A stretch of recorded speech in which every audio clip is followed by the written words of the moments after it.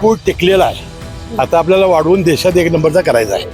त्यासाठी आमचे प्रयत्न आहेत. परंतु प्रत्यक्षात विश्वास आबाजी पाटील, अरुणराव डोंगरे आणि नवीन मुश्रीफ या तिघांच्या चेअरमनपदाच्या काळात फार मोठं 35 वर्षात जे काम झालं नाही ते गोकुळमध्ये झालं.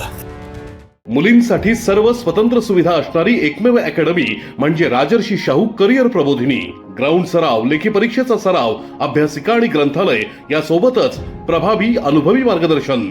राजर्षी शाहू करिअर प्रबोधिनी.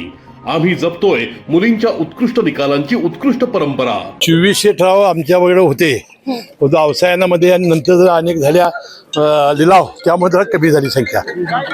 ठरावाची जी तुम्ही एकत्र करण्यासाठी जो मेळावा आयोजित केला या ठिकाणी ठरावाच्या मेळाव्याच्या अगदी बाहेर होर्डिंग्स लावण्यात आले आणि त्यावरती गोकुळ टिकव्या असा विरोधी गटाकडून एक उल्लेख करण्यात आलेला आहे. त्याबद्दल काय सांगा? गोकुळ टेकलेला आहे. आता आपल्याला वाढवून देशात एक नंबरचा करायचा आहे. त्यासाठी आमचे प्रयत्न आहेत. गोकुळच्या निवडणुकीच्या जेव्हापासून चर्चांना उधाण आलं तेव्हापासून चंदगडचे आमदार शिवाजी पाटील यांनी अनेक वेळा टीका केल्या होता. तो वाद मोठ्या प्रमाणावरती पेटला होता. काय सांगाल, चंदगडमधून एकूण किती ठराव झालेले आहेत? 150 ठराव चंदगडमधून आणि 220 गडिंग्लजमधून ठराव आलेले आहेत. मी यापूर्वी अनेक वेळा बोललेलो आहे. ज्या व्यक्तीचं तुम्ही नाव घेतलं ते महान नेते असल्यामुळे मी त्यांच्यावर काय बोलणार नाही. आणि गोकुळच्या जे मगाशी मी म्हणाले बॅनर लावलेले आहे त्यावरती आणखीन एक उल्लेख केलेला आहे तो गाईच्या आणि म्हशीच्या दुधाच्या रेट संदर्भात आहे. त्याबद्दल काय सांगा? नाही, गेल्या वर्षी आम्ही 2 रुपये निवडणुकीच्या काळात दरवाढ देऊ म्हशीला आणि गाईला असं आम्ही वचन दिलं होतं.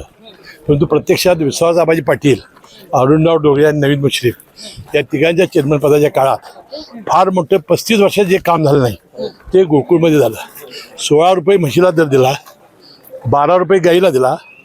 त्याशिवाय करमाळमध्ये विजेचा प्रकल्प उभारला सोलरचा. त्याशिवाय पेट्रोल पंप, अनेक उपपदार्थ, मुंबईमध्ये पुण्यामध्ये जमिनी घेऊन विस्तार वाढ, हे कधी शक्य न होणारं काम केलेलं आहे. आजचा जो ठराव दाखल करण्यासाठी हजारोंच्या संख्येने शेतकरी या ठिकाणी उपस्थित आहेत. दूध उत्पादक काय सांगाल? मी ठरावधारकांचा आणि शेतकऱ्याचा आभारी आहे की 2 दिवस पाऊस पडलेला होता, कामाधामाचे दिवस होते, तरीसुद्धा आम्हाला विनंतीला मान देऊन ती सगळी कामं बाजूला ठेवून ते आज या ठरावासाठी आले आणि दिवसभर त्यांना थांबावं लागणार आहे. कारण ती ठराव देऊन पोच घेण्यासाठी त्यांना बराच वेळ खर्च करावा लागणार आहे. मी त्यांचा मनपूर्वक आभारी आहे आणि मी त्यांचं ऋण व्यक्त करतो. तुम्ही या निवडणुकीच्या आधीच महायुतीने ही निवडणूक लढवणार असं जाहीर केलं होतं, पण ठराव दाखल करण्यासाठी आज तुम्ही एकच गटासोबत बाकीच्या पक्षांचं काय? प्रत्येक जो गट आहे तो आपापले ठराव गोळा करणार आहे. म्हणजे शक्ती प्रदर्शनाने आता वाटतं सोमवारी आता शिंदे गट करणार आहे, त्यानंतर जनस्वराज करणार आहे. त्यामुळे सगळेजण आपापल्या पद्धतीने करणार आहेत.